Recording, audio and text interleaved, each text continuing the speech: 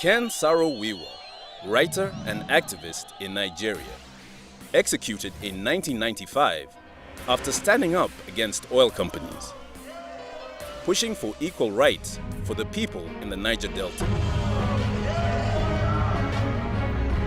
Now, almost 20 years later, Saro Wiwa's family and the Ogoni speak out. It's amazing how he's put Ogoni land on the map. He made the invisible visible.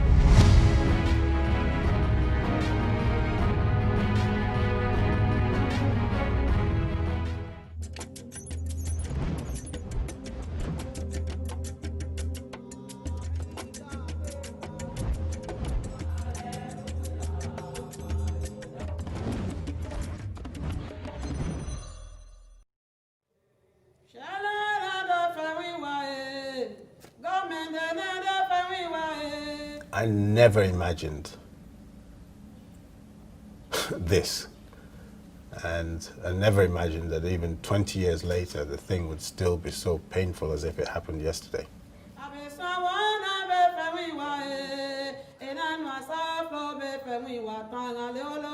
The older I get, the more I really appreciate my father's bravery. You know, you're aware of these things at 19.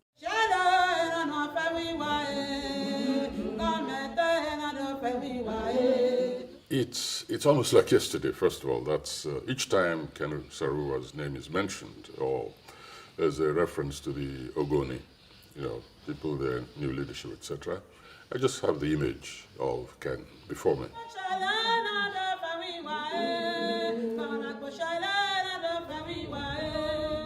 Bane, a village in the heart of Nigeria's Niger Delta. This house has the grave of writer and activist Saro Wiwa, who was executed by the Nigerian military government in 1995.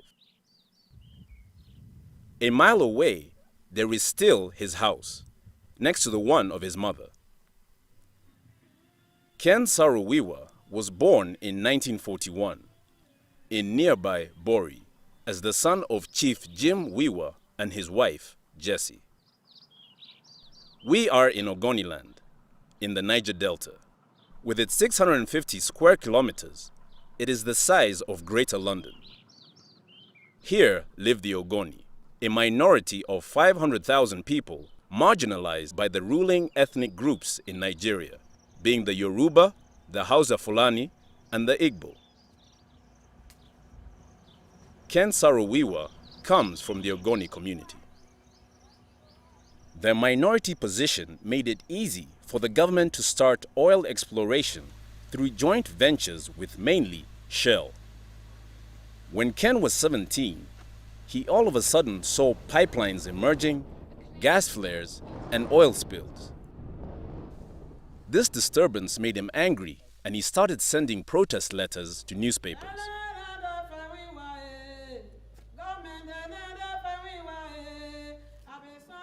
This ignited Ken's interest in writing, and he wanted to go and study English, but was halted by the Biafra War, which raged in the Niger Delta from 1967 until 1970. Then, using his wits, Saro Wiwa became an administrator for the local government, but got fired because of raising attention for the oil companies exploiting his Ogoni land. Then, to make his daily bread, he ended up in real estate in Port Harcourt.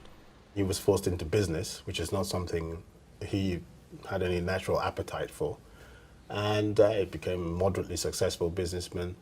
And he could have been much more successful because he was close to all of the Nigeria's rulers and the elites at that time, and he could have used that as advantages, but for reasons best known to himself, he didn't. The turnaround for Saro Wiwa came in the 1990s when, again, desperate for income, he started producing the sitcom Bassi and Company, using the experience he acquired from having produced radio plays earlier on. It was a parody on the corrupt Nigerian society and is still the best viewed television show in Nigeria ever. You want to be a millionaire, behave like a millionaire, act like a millionaire, millions will be yours. Once he'd made a little bit of money, he now started writing, he took up the pen again, he started writing a column in newspapers, and things were beginning to pick up again. In his new books, he criticized the corrupt government and his concern about minorities like the Ogoni. But despite the changing fortune, his son Ken says his father was unhappy. He felt frustrated because, he wasn't published outside of Nigeria. He had to self-publish, and his ideas were not getting much traction. Even though 30 million people were watching Bassi and Company, and even though he was writing a column in the Sunday Times, in Punch, in Vanguard. Bad luck shifted his trajectory indefinitely. When he lost a manuscript of a novel that he had written, which he wanted to use to introduce to a wider audience outside, he was hoping it would be published outside of Nigeria, and then from there he could then probably sort of introducing his politics. He lost the novel. He just felt, okay, maybe he was not meant to be a writer. And then he now became an environmental activist. And he realized that what he'd been all this time was actually an environmental activist. Almost like being reborn, Ken Saro Wiwa took on the oil industry because none of the millions of petrodollars flowed back into Ogoni land, with its lack of schools and hospitals. This had Ken co-founding MOSOP, the movement for the survival of the Ogoni people. And in 1990, they presented to the government their demands in the Ogoni Bill of Rights. Do you know the meaning of MOSOP? MOSOP is the movement for the survival Ogoni people. Do you know the meaning of MOSOP? MOSOP is the movement for the survival Ogoni people. Do you know the meaning of MOSOP? MOSOP is the movement for the survival Ogoni people. Do you know the meaning of MOSOP? MOSOP is the movement for the survival Ogoni people. Ken Saro Wiwa first had shown the Ogoni Bill of Rights to writer Wole Soyinka, who is the 1986 winner of the Nobel Prize for Literature. Ken Jr., then 14 years old, remembers he gladly joined, but wasn't aware that his father was going to present the Ogoni Bill of Rights. My father never wasted an opportunity to start talking about the Ogoni issue. So there I was saying, here he is talking about this thing again. And I just said, look, I wanted him to finish his business. Let me talk to my father's hero. Well, I remember when I was around, I think maybe 12 or 13, he showed us this book, and it was called the Ogoni Bill of Rights. And obviously at that age, it meant nothing to me. It was just a very boring political document, but he was really passionate about it.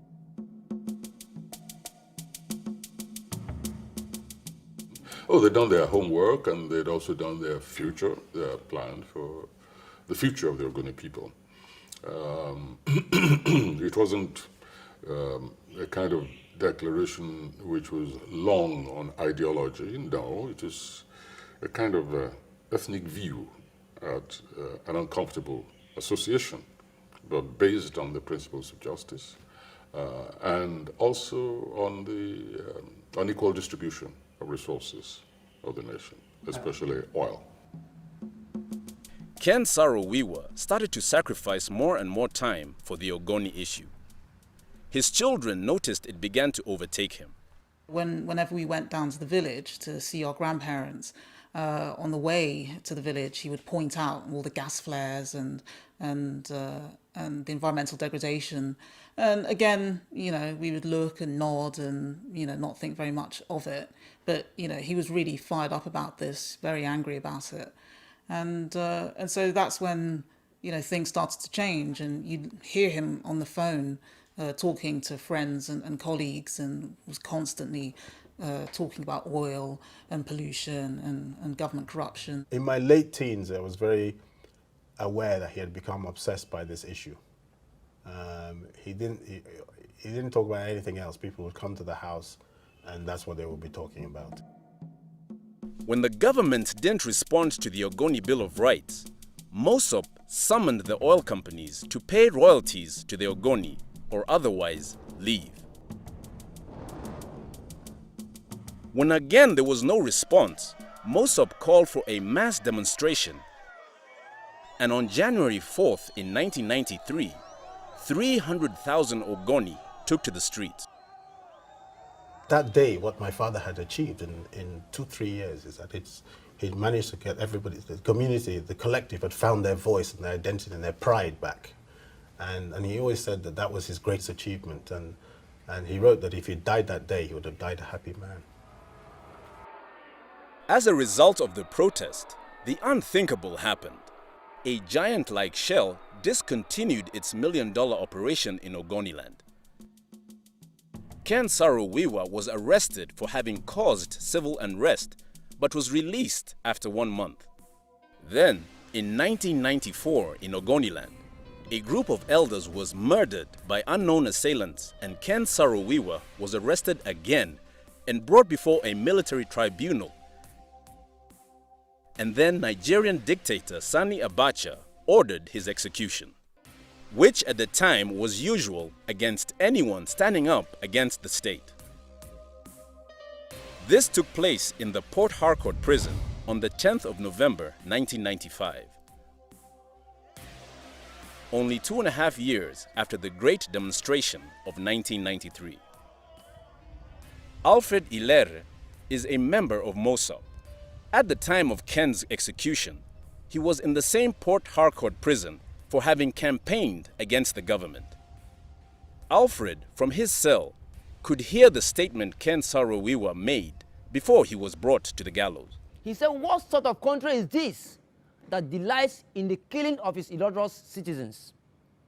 What have I done to deserve death? Other that I spoke the truth and speaking for the rights of my people. If it be that by my death my people can be free, Lord, allow me to die. Take my soul, but the struggle continues. The execution of Ken Saro Wiwa was condemned by the national and the international community. By then, he was already internationally famous because of Shell's pullout of Ogoniland and his courage to stand up against the military rulers. I said yesterday that I thought this was a fraudulent trial, a bad verdict, an unjust sentence, and it has now been followed by judicial murder. I think in Africa are full of disgust at what has happened. And it is not only horrifying, but utter disrespect for all of us who have tried to assist Nigeria to come out of this difficult situation in which it finds itself. Saro Wiwa's son, Ken Jr., together with Nobel Prize laureate Wole Soyinka, were at a Commonwealth summit in New Zealand to lobby against the execution of his father and for the Ogoni case. But the execution came too unexpected. Ken was asleep in a hotel and was woken up by a friend.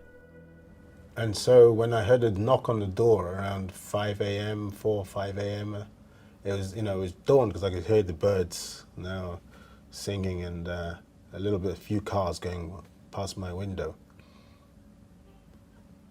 And Richard Bula, this Australian activist who's been with us all this for months and been with me, been my sort of guide throughout that period. I opened the door and he was there and I could see it on his face, And he just told me and I just turned around and started just absent-mindedly getting dressed, So you're just still pushing the thing away, just very businesslike. I've got to pack my clothes, I have to leave. I didn't even think about where I was going. I think whatever he was saying about flights, I just wasn't listening. So I was still at university. I was shopping. I went out to central London and bought some food. In those days, there weren't any mobile phones, and so I was away from my house all day. I came back about 7 o'clock in the evening, and my flatmate left a note saying I should call my mother. And that's when I knew something had happened. So I called my mother, and then she told me. And so I then took a train back to my mother's house. I knew in my heart of hearts that I knew Abacha. I'd studied Abacha, and I'd studied, in addition to everything else, he was a natural-born sadist, if such beings exist. And I knew that if some stern warning was not given from the Commonwealth as a state, he was going to carry out those executions. So I had, like Ken did, a really powerful sense of desperation. The execution had Nigeria expelled from the Commonwealth for 3 years, and it sent a shockwave through Ogoni land.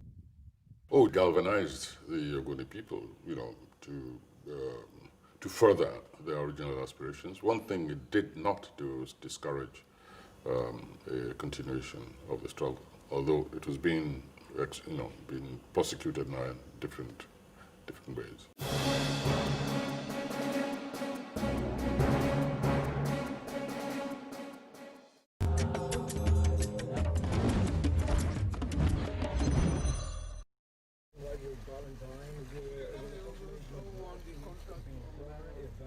Now, almost 20 years after Ken's execution, there is still no oil extraction in Ogoni land.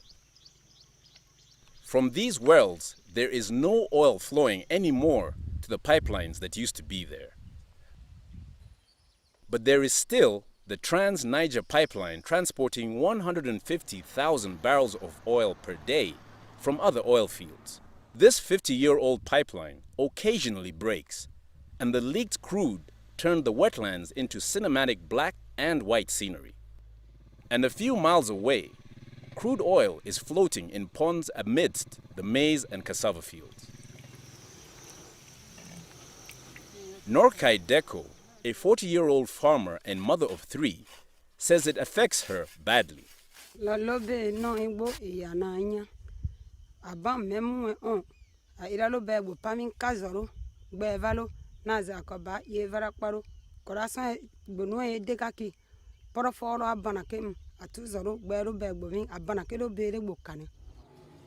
The leader of a local council in Ogoniland notices these complaints across the region. To suffer the impact because our lands, our waterways, our stream, our creek are affected, highly contaminated. Shell always maintained that these spills are caused by sabotage. According to Charles Koya of a local development group, it's true that poor youth come to break pipelines hoping to sell crude, but he says that they are sent by the army groups guarding the Delta. There is that arrangement of them calling and inviting the community boys to come and help to break the pipeline so that they sell the oil for them. So when the community boys come and break the pipeline, then they become their boys, who, when they sell the export, the proceeds from the leakage will now go to the security people and the military people. This ongoing pollution of Ogoni land makes that Ken Saro Wiwa was not forgotten. His remains after the execution finally came home in 2005, when the Nigerian government released his body to be reburied in Bane. His 38-year-old daughter, Nu Saro Wiwa, has vivid memories. Yeah, we reassembled his skeleton and we put some of his personal effects with him in the coffin, so his pipe and his books, things like that. And yeah, it was traumatic at first. You know, we were crying and one of my sisters was screaming, but after a while, you know, you get used to it, and you know, at the end of the day, it's our father. It's not a macabre set of bones. Cousin Harry Wiwa, who lives in Bane, says that still many people come and visit. I would say that every November 10th of every other year, people come to Bane here and visit this family and the gravesite, where they pay their respect to their hero. And students on research do come here time without number from various institutions. In Port Harcourt, on 24 Agri Road, there is still his office that is turned into a private museum by the family. Sami Falana is the custodian. A lot of people hold him to be our hero because we have not seen that kind of vocal and bold leader that comes out, abandon property, abandon money, family, only to lay his life for some of us to speak out, and that is why we take him so very serious. Ken's MOSOP is also still there. Lekborsi Piakbara is the president, and he says that Ken's legacy is alive. I don't think there's any Ogoni child growing up that don't talk about Ken Saro even to this day, even when they were not born, when he was kid. And to the average Ogoni person, the memory of Ken Saro will continue, to ring, especially when some of the issues he raised, almost all the issues he raised about Ogoni people, about the Nigerian state, is coming to be the issues that are occupying current discourses at the moment. A highlight for MOSOP was the United Nations Environmental Program, UNEP, coming to Ogoniland for an assessment. The 2011 findings showed toxic contamination of drinking water, widespread degradation of mangrove forests, pollution of farmlands, all because of oil spills over decades. The UNEP concludes that restoring the environment would require the biggest cleanup operation ever. Taking 30 years at an initial cost of $1 billion. For the Ogoni, this is the ultimate proof that Ken Saro Wiwa was right. Today we have a scientific study that are proving that the claims of the Ogoni people that the environment were destroyed or have been destroyed by long-year oil extraction have been proven scientifically that damage has been done. But not so much has been done with the UNEP report, and the cleanup hasn't started yet. This feeds frustration among the Ogoni. I will do it. I'll call you later. Bye-bye. Ken Jr., who works for the current democratic government in the capital, Abuja, feels obliged to continue the struggle of his father. You equally become frustrated because these are my people. This is what my father died for, you hope it doesn't go on much longer because people are getting angry and frustrated, and it becomes, it's almost as if the cycle. We've almost gone full cycle again, and that's why I continue within government to make representations on this issue, that this is important. We must raise this as a priority issue. MOSOP is preparing new demonstrations in Abuja to maintain attention for Ogoniland. Piak Bara says the sentiments are still strong. Up to this moment, majority of Ogoni people still believe strongly that Ken set them on a path for Ogoni redemption, which they are all committed to, until perhaps those issues are resolved. And also on literary level, there is activity boiling in the region. 36-year-old Obari Gomba is a Niger Delta poet publishing on Ogoniland. The title of this poem is No Leaf Falls. It's a poem that I've dedicated to Ken Saro Wiwa. Evergreen. No leaf falls from our tall grave. We stand here as the phalanx of fate. We mull over the lessons from your dead. You're not a saint, you're not a villain. You're just a true tragedian. Obari Gomba campaigns merely by writing. But for Ken Saro Wiwa, that was not good enough. For him, writers cannot just be apart from society, just talking about, writing lovely words and things. You have to engage with the society. You have to communicate. That's the point of writing. It's telling a story, and by telling the story, you captivate the audience, and you move the audience to make that change. Obari Gomba doesn't rule out that he might also turn into activism. Yes, because if things do not change, and you keep pushing that things should change, then there could come a time when you want to invest a greater deal of involvement to bring about change. Okay, it's difficult to sit at one point and say that you are going to live in the same mode all through the rest of your life. No, there could be a point in my life, in my development as a person, when I will see the need for a large-scale mass mobilization. Meanwhile, there is progress to be reported for the Ogoni. Shell, in 2009, settled a court case pushed by a group of American lawyers by paying $15.5 million compensation to the Ogoni community. I think the settlement really, it represented a victory of sorts in that all companies can no longer operate with the sort of impunity that they had in the past. And, you know, we owe everything to my father for that. He really put the agenda of Ogoni and pollution on the political map. But with the UNEP recommendations unimplemented, comes the question whether Ken Saro Wiwa's struggle and sacrifice made a difference. It made a difference for Ogoni, it made a difference for Niger Delta, to Nigeria, to the entire energy mix, you know, because it raised awareness, not that it was the only area that was experiencing this kind of issue, but it just raised awareness that these were critical and important issues that needed different approaches. At that time, these were invisible minorities. You could come and drill oil on ancestral lands.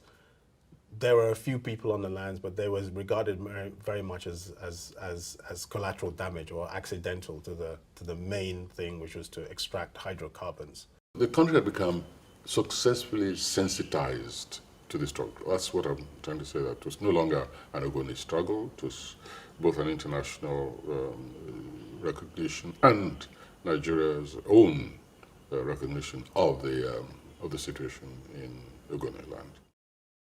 I think my father's legacy, the biggest difference he made was that he gave minorities in Nigeria a voice, which just hadn't happened before. You know, the country's been dominated by the three biggest ethnic groups, and they held all the political power, and everyone else was really just on the margins. And my father has changed that.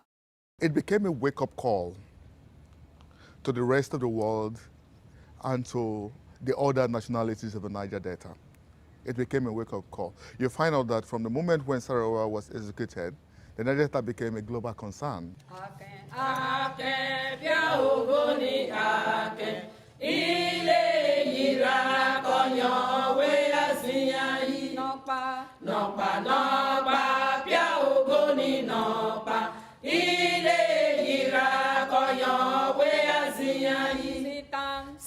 Sitam, ya Ogoni sitam, ile yira konyo we asiyan yi balo, pia Ogoni balo.